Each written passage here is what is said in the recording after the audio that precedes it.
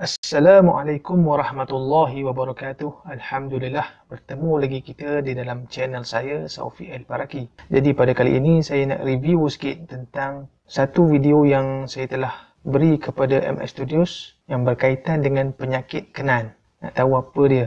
Jom.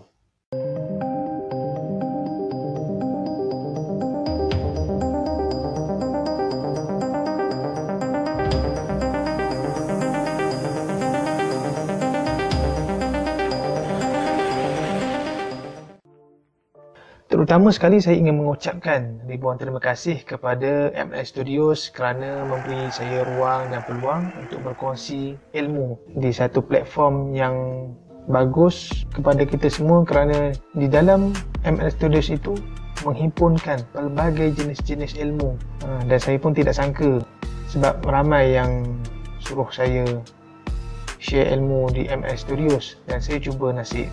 Dan Alhamdulillah saya dapat juga. Dan kalau tengokkan kepada views untuk masa ini, saya nampak amat tinggi, dalam 156k macam tu, dan amat memberangsangkan lah untuk buat pertama kali ini. Dan boleh saya katakan kebanyakan daripada penonton-penonton di ML Studios minat berkaitan dengan perkara-perkara mistik, perkara-perkara yang mereka tidak tahu lagi, dan mungkin faktor-faktor itu yang menyebabkan views itu tinggi. InsyaAllah kalau ada rezeki lagi dan peluang lagi, saya akan share video-video yang mungkin menarik untuk anda semua.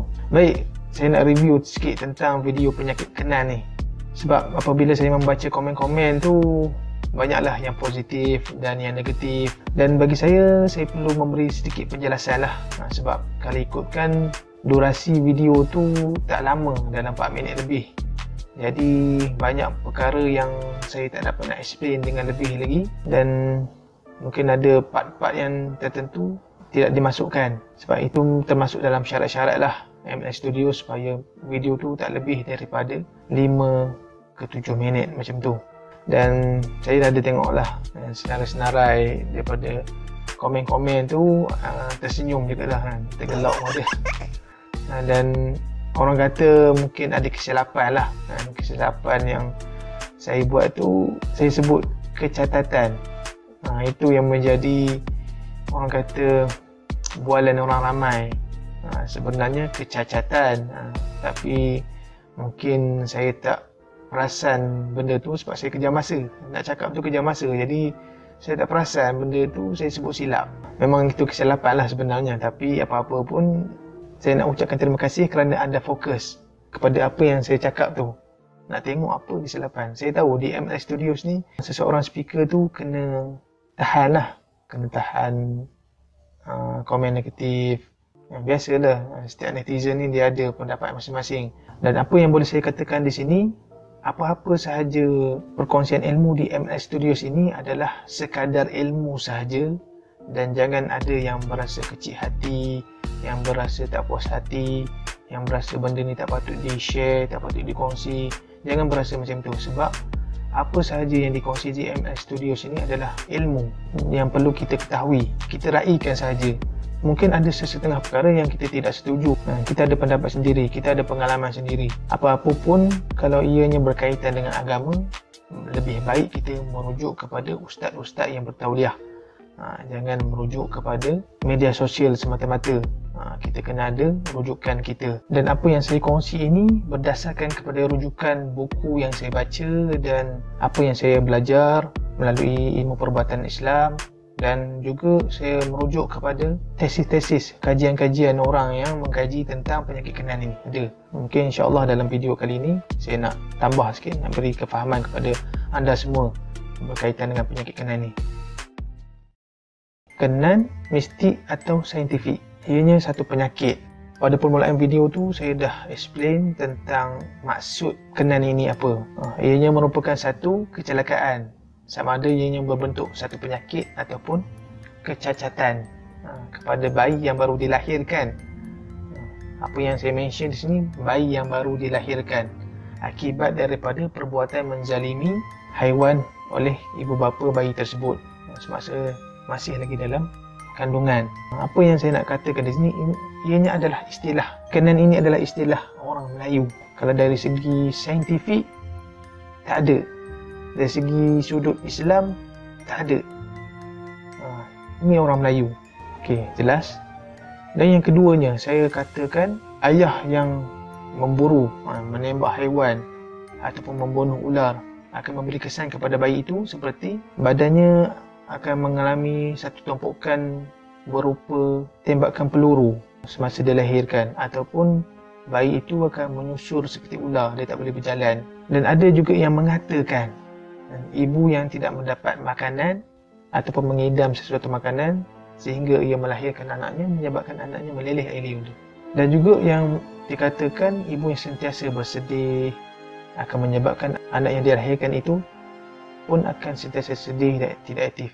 Itu pun saya menyatakan sahaja melalui rujukan saya. Dan di akhir video itu saya klasifikasikan beberapa jenis kenan yang dikatakan sama dengan penyakit saintifik, yang dikatakan penyakit-penyakit yang sudah ada dalam perubatan moden. Bukan saya nak mengatakan benda itu berlaku, bukan saya nak mengatakan benda itu sama, tapi nak mengatakan ianya seperti. Itu maksud saya. Dan di akhirnya itu, saya nak kongsi ni, saya nak kena duduk di tengah-tengah supaya kita ada pendapat masing-masing. Sebab penyakit kenan ini memang kita dari sudut Islamnya kita tidak boleh mempercayai. Sebab dalam Islam itu ianya menyerupai satu yang saya kongsikan, tatayur ataupun tiarah ataupun sial majal, yang makna kita meletakkan sesuatu kekuasaan itu kepada makhluk selain daripada Allah. Mudarat itu selain daripada Allah. Sebenarnya kita perlu meletakkan segala musibah, segala ujian, segala rezeki, hikmah, rahmat itu daripada Allah. Dan itu konsep dalam Islam. Tapi dalam konsep Melayu ini, kalau dari sudut saya lah, saya sebagai seorang perawat, saya pernah berjumpa lah dengan pesakit-pesakit yang mempercayai penyakit kenan ini. Dan saya tidak boleh menolak. Sebab apa yang mereka ceritakan itu, benda itu berlaku. Dan kalau ikut dari segi saintifiknya, dari segi perubatan moden, memang tidak akan dapat ditrace dan tidak dapat dikesan. Dan mereka akan mengatakan ianya adalah disebabkan oleh penyakit-penyakit sindrom ataupun penyakit-penyakit genetik. Kalau dengar daripada pesakit yang mengatakan dia pernah melakukan perkara sebegini menyebabkan anaknya menjadi seperti ini, itu banyak berlaku. Dan saya telah bacalah komen-komen di video penyakit kenan ni yang dipost oleh MLS Studios ni. Anda boleh tengok sendirilah komen-komen tu. Dan boleh saya katakan ada satu site yang tidak menyokong dan mengatakan benda ini tidak patut diamalkan, benda ini tak betul, benda ini boleh mendatangkan khurafat, syirik. Dan ada satu site lagi mempercayainya dan pernah mengalaminya, dan siap mereka ceritakan lagi. Dan ada satu site lagi yang mengatakan ini adalah satu ujian daripada Allah supaya kita tidak menzalimi haiwan. Ada yang mengatakan macam itu. Jadi saya nak pilihlah beberapa komen yang saya boleh kongsi kepada anda semua. Okey, saya kongsi. Kalau seksa lipas terbang termasuk juga ke? Seperti yang saya katakan di akhir video tu, saya menjelaskan jika kita ingin memburu, menyembelih binatang ataupun membunuh sesuatu binatang yang memberi ancaman, yang memberi mudarat kepada kita, kita perlulah memberi tindakan seperti membunuh, tetapi dengan cara-cara yang sepatutnya. Kalau nak bunuh lipas, nak kena baca ayat tu ke? Saya kongsi ayat tu sebab kita nak mengelakkan perkara-perkara tak diingini berlaku. Sebab kalau kita katakan binatang ini, dia ada penunggu dia ada penumpang dia. Seperti binatang-binatang di hutan, seperti ayam hutan, kijang, kambing gurun, dan apa-apa binatang yang di dalam hutan tu, ada sebahagian daripada binatang tersebut memiliki penunggunya. Maknanya daripada golongan jin.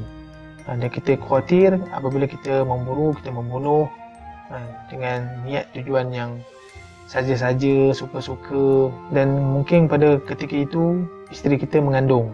Dikhawatiri jin-jin syaitan ni akan bertindak dan menyebabkan berlakunya penyakit-penyakit yang kita tidak ketahui daripada sebab tersebut. Apa-apa pun ianya atas izin Allah. Itu sebabnya kalau kita nak pergi mana-mana, kita kena baca doa, baca bismillah. Bila kita baca bismillah, kita mulakan dengan nama Allah. Kita niat kita untuk apa? Sebab dalam Islam, apa-apa sahaja yang kita nak buat, kena niat dulu. Itu sebab dalam hadis 40 yang di-share ataupun dikongsi dalam hadis 40 itu berkaitan dengan niat.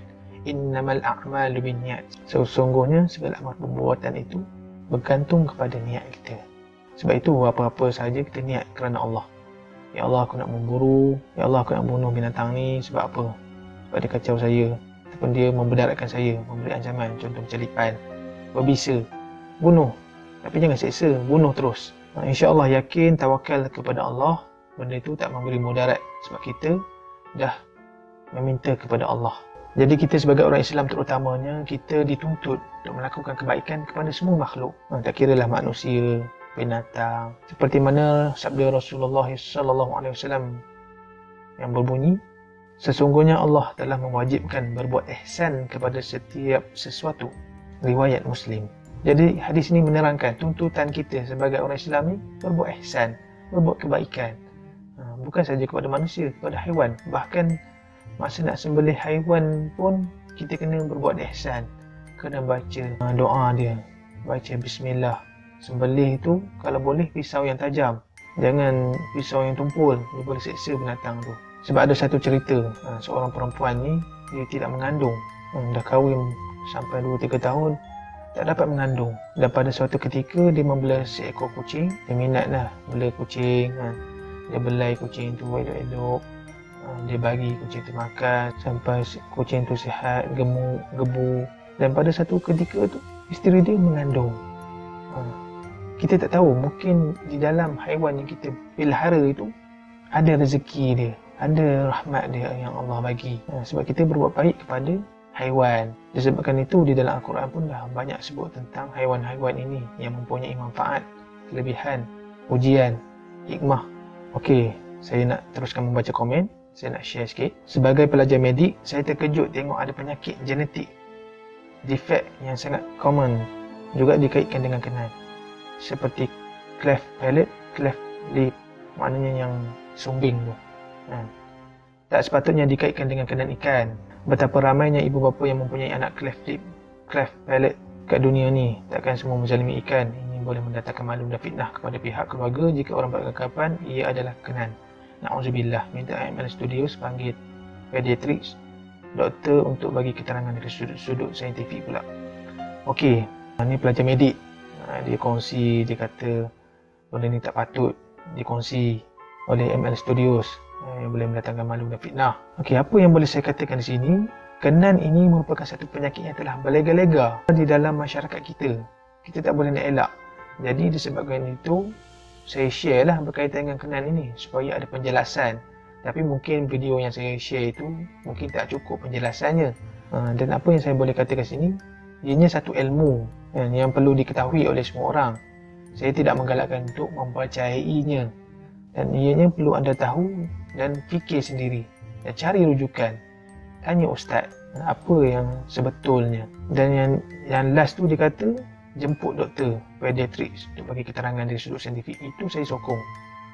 Sebab kita perlukan rujukan dari sudut perubatan moden supaya ianya lebih jelas lagi tentang penyakit sindrom ini.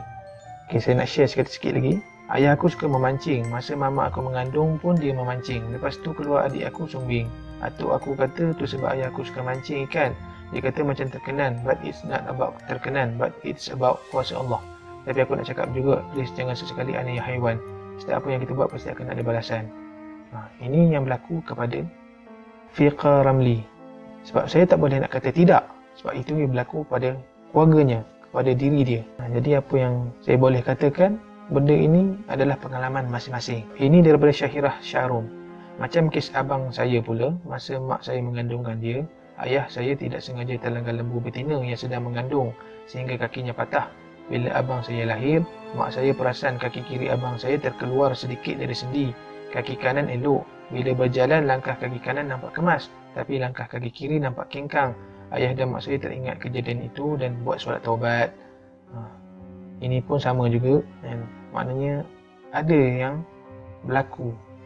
Daripada Hisham Safian, semua yang terjadi ada hikmah dan semuanya dengan izin Allah. Pendapat saya, pemahaman Melayu lama ni sekadar kepercayaan untuk niat mendidik oleh orang-orang tua dulu pada anak-anak mereka supaya jangan melakukan sesuatu perkara yang tak baik. Tapi to be honest, bila anak-anak dah dewasa ada akan nak fikir tak perlu kot nak percaya semua ni, takut membawa ke arah syirik. Maaf, tapi cara Mamat ni nak explain macam penyakit ni betul-betul. Padahal kita yang ada akan ni patut menyangkal secara ilmiah sekadar pendapat. Okey, tak apalah, saya terimalah pendapat itu. Sebab apa yang saya share ini sekadar ilmu yang perlu diketahui oleh orang ramai, dan masing-masing boleh menilai. Dan apa yang saya kata kat sini dan apa yang saya tetapkan di sini, penyakit kenan ini kita tidak boleh percaya dan ianya tidak wajar diamalkan dan ditegah dalam Islam. Kalau kita agama Islam, kita kena ikut Islam. Apa-apa sahaja yang berlaku tu anggap ia sebagai ujian daripada Allah Subhanahu Wa Taala kepada kita. Itu sebab saya share doa itu. Anda semua boleh tengok maksud doa itu apa. Supaya kita ada rasa tawakal kepada Allah, supaya kita jauh daripada firasat buruk. Sial majal ni, tiarah, tatayur, maksud-maksud ini adalah satu firasat buruk yang orang-orang dulu suka pakai. Contoh orang Arab jahiliah dulu, dia kalau nak pergi ataupun nak mula ke perjalanan, kalau burung itu terbang ke arah kanan, mereka akan bergembira. Kalau burung itu terbang ke arah kiri, mereka akan berduka. Itu menunjukkan orang-orang zaman dahulu menggunakan sesuatu sebagai firasat. Sedangkan kita dalam ajaran Islam dah diajar supaya kita beramal dengan doa-doa. Okey, ini daripada Mastijah Madinah. Jangan percaya sangat, takut jatuh hukum syirik. Sesuatu yang terjadi itu baik buruk semua atas izin dan kehendak Allah Subhanahu Wa Taala.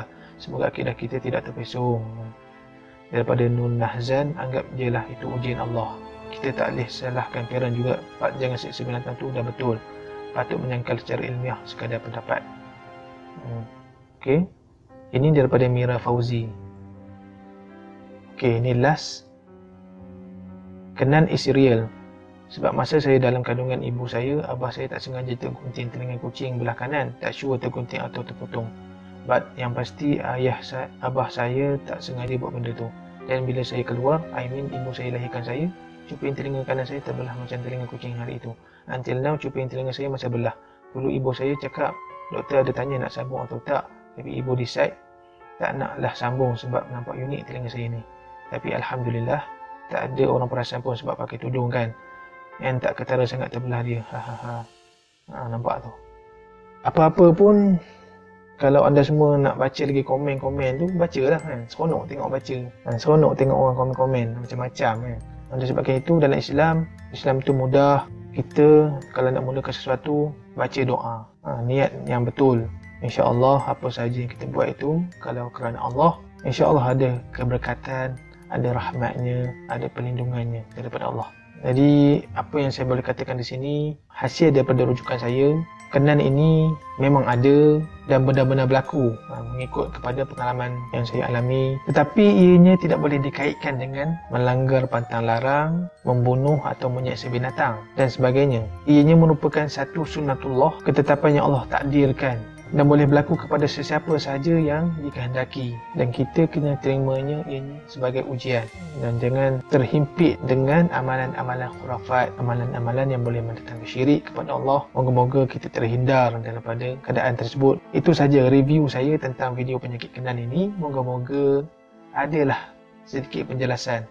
Kalau rasa tak puas hati lagi, bolehlah komen di bawah video ini. Apa-apa pun, terima kasih semua. Terus support saya, terus support channel YouTube saya ni agar saya dapat hasilkan video-video yang bermanfaat kepada anda semua. Kita jumpa lagi. Assalamualaikum warahmatullahi wabarakatuh.